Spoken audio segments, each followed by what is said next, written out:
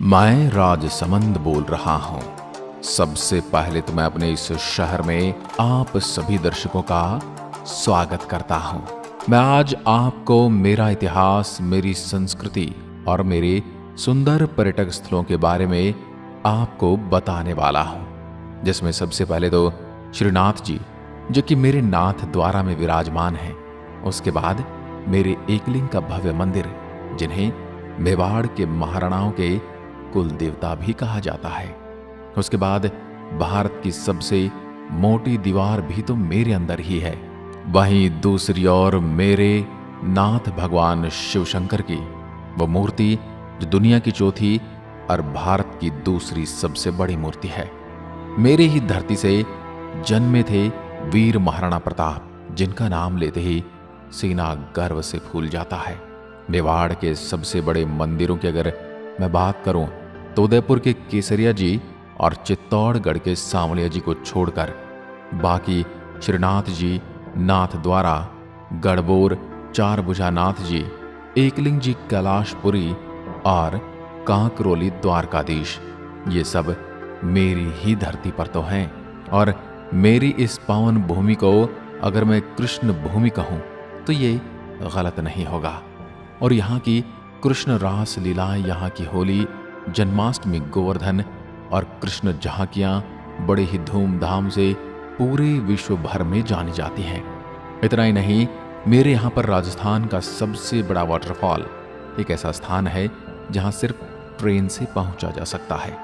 और तो और मेरे यहाँ का चेत्री गुलाब यानी वर्ल्ड फेमस गुलाब की किस्म भी पाई जाती है। मैं राजसमंद जिला वीरों की धरती मेवाड़ राज्य की सीमाओं से सटा हूं और राजस्थान के मानचित्र में थोड़ा सा नीचे की ओर बसा हूं। और राजस्थान कैपिटल सिटी जयपुर से 335 किलोमीटर, वहीं उदयपुर शहर से 60 किलोमीटर की दूरी पर मौजूद हूं। आपको बता दूं, मेरे पड़ोसी जिले उत्तर दिशा में अजमेर, पूर्व में भीलवाड़ा और चित्तौड़, दक्षिण में उदयपुर, पश्चिम दिशा में पाली स्थित है। क्षेत्रफल मात्र 4768 किलोमीटर में फैली मेरी धरती, जहां की कुल आबादी तकरीबन 11,56,000 के आसपास है। आपको बता दूं, मैं राजस्थान का एकमात्र जिला हूं जो क्षेत्रफल और जनसंख्या के मामले में नीचे से 5वीं रैंक में आता है। मेरे यहाँ के लोग मेवाड़ी और मारवाड़ी भाषा बोलते हैं। वह मेरे राजसमंद की स्थापना महाराणा राज सिंह के द्वारा सन 1675 में की गई थी और उन्होंने यहाँ राजसमंद झील बनवाई थी और इन्हीं के नाम से मेरा नाम राजसमंद पड़ा। 10 अप्रैल 1991 को उदयपुर से अलग होकर मुझे राजस्थान का 30वें जिले के रूप में गठित कर दिया गया। आपको शायद पता न हो तो मैं आपको बता दूं, भारत का पहला ट्रांसपोर्ट अब मेरे ही जिले के अंदर रेल मंगरा शहर में स्थित है और मेरे यहाँ की गाड़ियाँ RJ30 से संचालित होती हैं। मेरे ही एक गांव में एक अजीब रीति रिवाज है। यहाँ के पीपलांतरी गांव में जब कोई लड़की पैदा होती है तो 111 पेड़ लगाए जाते हैं और फिर ये बेटियां अपने भाइयों को यानी पेड़ों को राखी भी बांधा करती हैं। मेरे इस छोटे से गांव में आपको कितना अच्छा संदेश मिल रहा है, बेटी और पर्यावरण दोनों का एक साथ संरक्षण। धन्यवाद देता हूं मेरे यहाँ के श्याम सुंदर पालीवाल जी, जिन्होंने इस काम को बढ़ावा देकर मेरा नाम दुनिया भर में रोशन किया। आपको बता दूं, इन्हें अभिनेता अक्षय और अमिताभ जी से सम्मान भी प्राप्त हो चुका है। अगली बात करूं यहाँ के खनिज की तो यहाँ पर एमरल्ड या कुहू पन्ना या हरी अग्नि मेरे यहाँ हर जगह पाई जाती है। अब दोस्तों बात करूं मैं मेरे मार्बल भंडार की। मार्बल प्रोडक्शन में भारत का सबसे बड़ा मार्बल प्रोड्यूसिंग डिस्ट्रिक्ट मैं ही हूं। ध्यान दीजिए, सबसे ज्यादा यही होता है। लेकिन आपको बता दूं, सबसे अच्छी क्वालिटी का मार्बल नागौर के मकराना में होता है। ये मार्बल फैक्ट्री इतनी बड़ी है कि इसे आसानी से सैटेलाइट से भी देखा जा सकता है। अब दोस्तों, इन्हें तो आप जानते ही होंगे, अगर नहीं जानते तो मैं आपको बता दूं, कांग्रेस के राजनीतिक नेता CP जोशी, जो मेरी ही धरती नाथ द्वारा यानी प्रभु श्रीनाथ जी के शहर से हैं। इन महाशय के नाम पर एक रिकॉर्ड कहूं या किस्मत।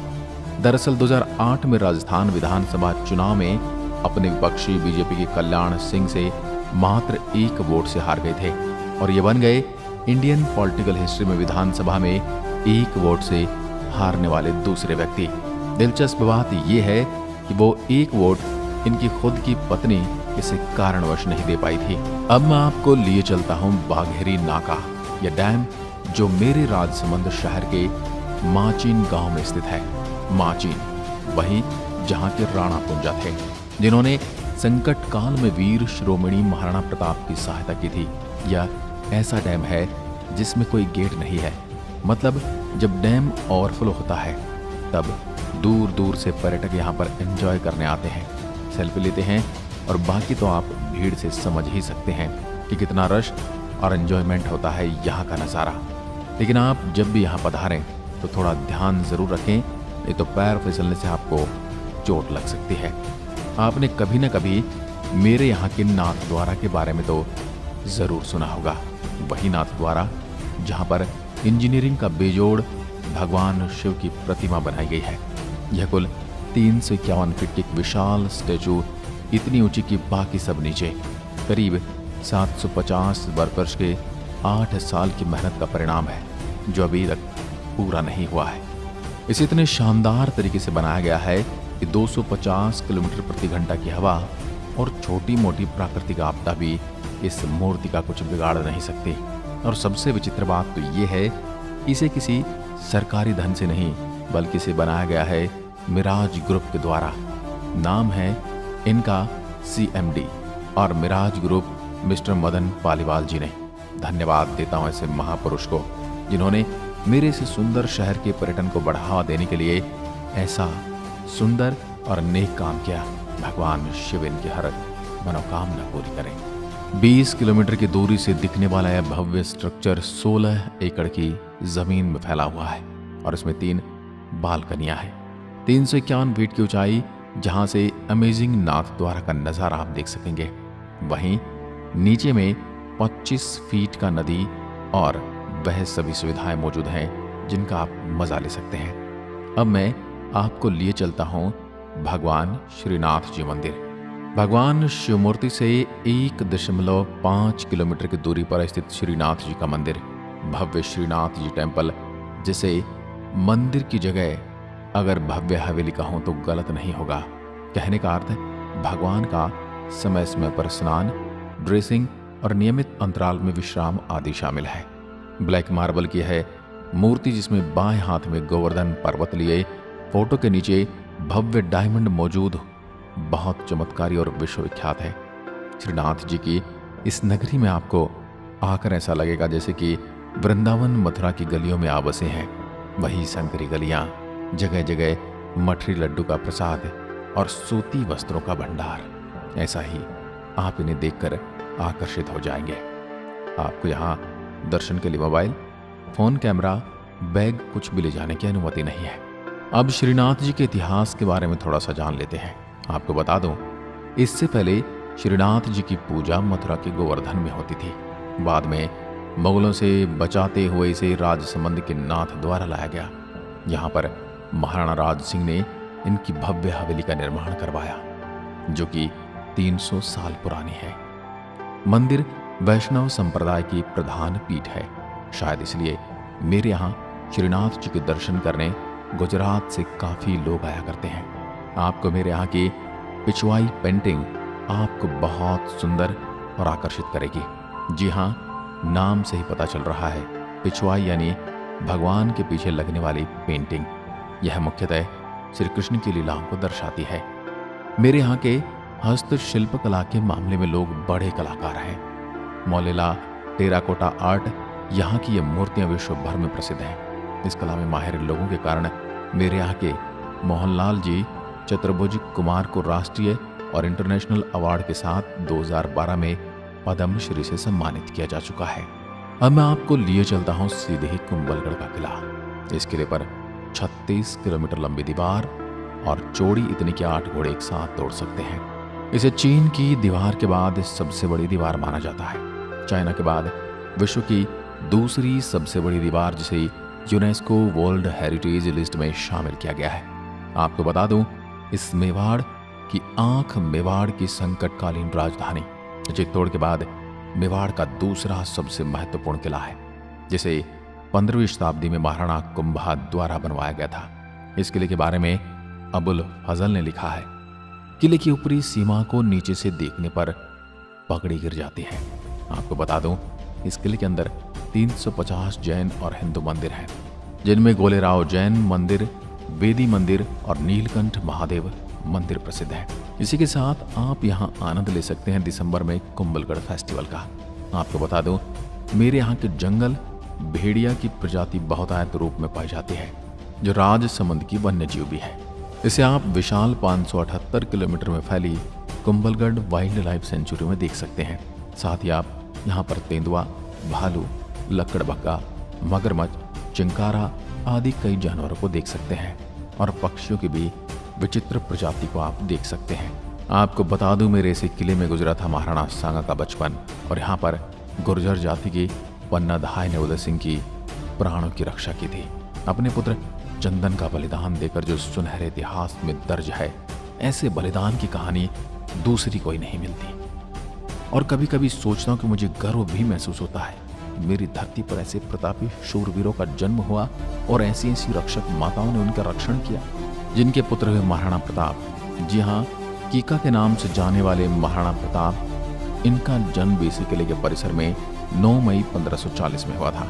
जी हाँ, वही मेवाड़ के महाराणा जिन्होंने अकबर जैसे क्रूर मुस्लिम शासक, जिनसे अब भारत के कुछ रजवाड़ों को चालाकी से जीत चुका था, तभी उसकी नजर मेवाड़ पर पड़ी। तब मेरी धरती को बचाने के लिए सिसोदिया वंश के मेरे वीर प्रताप मेवाड़ की स्वतंत्रता और स्वाभिमान की रक्षा के लिए अकेले खड़े हुए थे। मेरे प्रताप का वैराग्य बड़ा जबरदस्त था, जो बाकी राजाओं की तरह से भोग विलास का जीवन नहीं जीते थे। कई दिनों तक जंगलों में इन्हें संघर्ष करते हुए घास फूस की रोटियां खाई, तो आज पूरा हिंदुस्तान ने ईश्वर की तरह पूजता है। आपको बता दूं, अकबर के द्वारा कई प्रलोभन ठुकराने के बाद मेरे ही राजसमंद के खामनौर नामक स्थान पर बनास नदी के तट पर हल्दी घाटी में 18 जून 1576 को लड़ा गया था हल्दी घाटी का युद्ध। आपको बता दूं, युद्ध अकबर की सेना की तरफ से मान सिंह 80,000 की सेना के साथ और महाराणा के पास मात्र 20,000 सैनिक थे। अकबर की सेना में दम था तो मेरे राणा के सीने में दम था। युद्ध इतना भीषण था कि चारों ओर खून की नदियां से रक्त नाला बह गया था, इसलिए मेरे स्थान को रक्त तलाई भी कहा जाता है। महाराणा की ताकत का अंदाजा इसी बात से लगा लीजिए कि महाराणा ने बहलोल खान को उसके घोड़े के समेत तलवार के एक बार में काट डाला था। वो तो उस दिन अगर महाराणा प्रताप को घोड़ा चेतक मानसिंह के हाथी से उतरते वक्त तलवार से उसका पैर नहीं कटा होता, तो शायद आज इतिहास कुछ और होता। महाराणा का शक्तिशाली नीले रंग का अफगानी घोड़ा कटी टांग से 21 फीट गहरा नाला टाँप कर अपने स्वामी की रक्षा करने के बाद प्राण त्याग देता है। इसी प्रकार महाराणा प्रताप का हाथी राम प्रसाद भी था। महाराणा प्रताप ने सबसे पहले दिवेर यानी कुंभलगढ़ को जीता। दोस्तों, आप भी मेरे राजसमंद में आए तो यहाँ पर आप महाराणा प्रताप म्यूजियम और चेतक समाधि देख सकते हैं और यहाँ कि हल्दी घाटी की पावन पीली मिट्टी अपने साथ जरूर ले आना। आपको बता दूं, राजस्थान पुलिस की कार का नाम प्रताप के प्रतापी घोड़े चेतक के नाम पर रखा गया है। हल्दी घाटी से याद आया, यहाँ के गुलाब की विश्व प्रसिद्ध हल्का गुलाबी पुष्प इसकी महक और खेती के लिए दुनिया भर में प्रसिद्ध है। इसकी रोचक बात तो यह है कि सिर्फ मार्च और अप्रैल के महीने में खिलता है।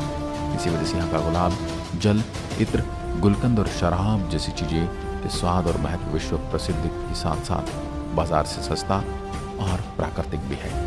मेरा यह शहर राजस्थान का सबसे कम सिंचाई वाला जिला भी है।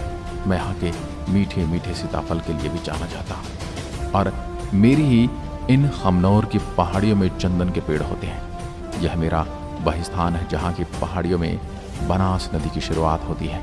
इस पर बना हुआ है राजसमंद की जीवन रेखा कहा जाने वाला नद समंद तालाब और आगे से बनास नदी पर है प्राचीन गिलुंड सभ्यता, जहाँ की लाल रंग की मेहंदी दुनिया भर में प्रसिद्ध है। और अगर मैं कहूँ, यहाँ पर एक ऐसी जगह है जहाँ पर आपको वही अनुभव और आनंद मिलता है जो दार्जिलिंग और शिमला में मिलता है। जी हाँ, मेरे राजसमंद के देवगढ़ तहसील में राजसमंद पाली बॉर्डर पर सुंदर और विचित्र अरावली की पहाड़ियां स्थित हैं। जहां गोरम घाट एक ऐसा हिल स्टेशन है जहां पहुंचने के लिए आपको सिर्फ लोकल ट्रेन का ऑप्शन है, जहां रास्ते में ट्रेन 2 टनल्स और 172 छोटे बड़े ब्रिजेस को क्रॉस करती है। वहीं मानसून के सीजन में यहाँ इतनी भीड़ होती है कि आए तो ये नज़ारा आप महीनों तक नहीं भूलेंगे। आप मेरे इन बच्चों से भरी खचाखच ट्रेन देख रहे हो, आप इसी से अंदाज़ा लगा सकते हो कि यह घूमने के लिए कितनी अच्छी जगह है जहाँ पर आप आनंद ले सकते हैं। यहाँ पर आप जोग मंडी झरना, गोरखनाथ मंदिर और गोरम घाट का स्टेशन ऋषि गोरम घाट के पास में है। राजस्थान भील बेरी वाटरफॉल, इसे देखकर ऐसा लगता है कि मानव पानी गिरने की जगह पानी में किसी ने लाइन खींची हो।